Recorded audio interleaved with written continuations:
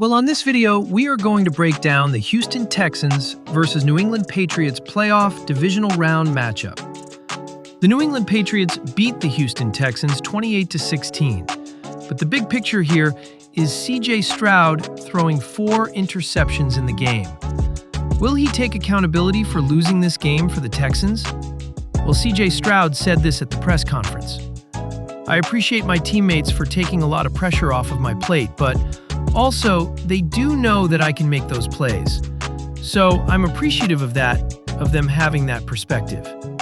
I feel like I've grown in that way of taking what's there in ways where I would have taken a shot there or just take care of the ball some other ways. But I just seen some growth in my footwork in the pocket, trusting my guys, staying in the pocket, not just running around, but staying firm. I think I made a step in that area as well."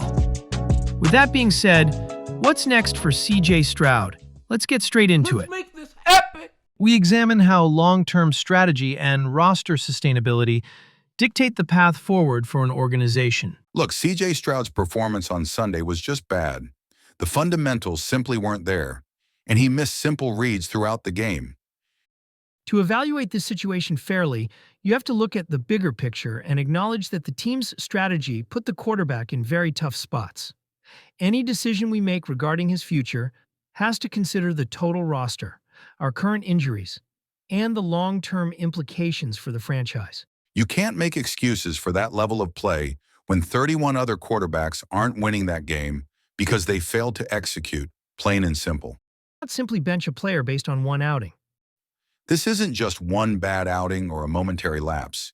This is a clear pattern where he has been holding the team back for 2 years with poor reads, turnovers, and inconsistent execution.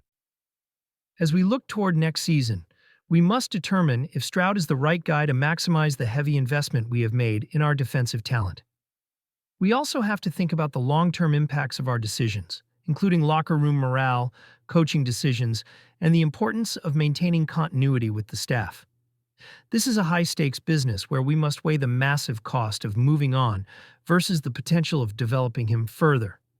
Factors like cap space, free agents, and team culture all factor into how we build this organization.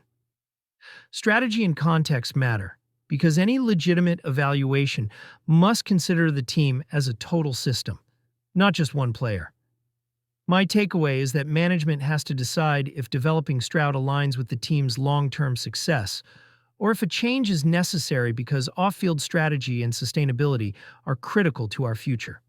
A quarterback has to lead this team, but Stroud's mistakes are actively costing us drives and scoring opportunities.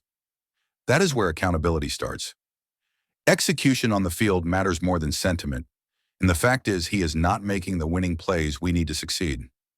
You cannot build a championship-caliber team around inconsistent play at the quarterback position. The Texans' defense kept us competitive, proving that the overall performance is a mix of personnel and strategy, not just the quarterback. If you watch his tape, the reality is undeniable because you see errors on every single drive. Right now, he is the weak link in this offense. My bottom line is that CJ Stroud needs accountability and improvement immediately because at the end of the day, on-field fundamentals are non-negotiable for success. This is SkyBoxx Film Room, where we provide the authority of the tape without the ego of the narrative. Subscribe for a breakdown that values analytical clarity and the reality of the tape over the noise of the moment.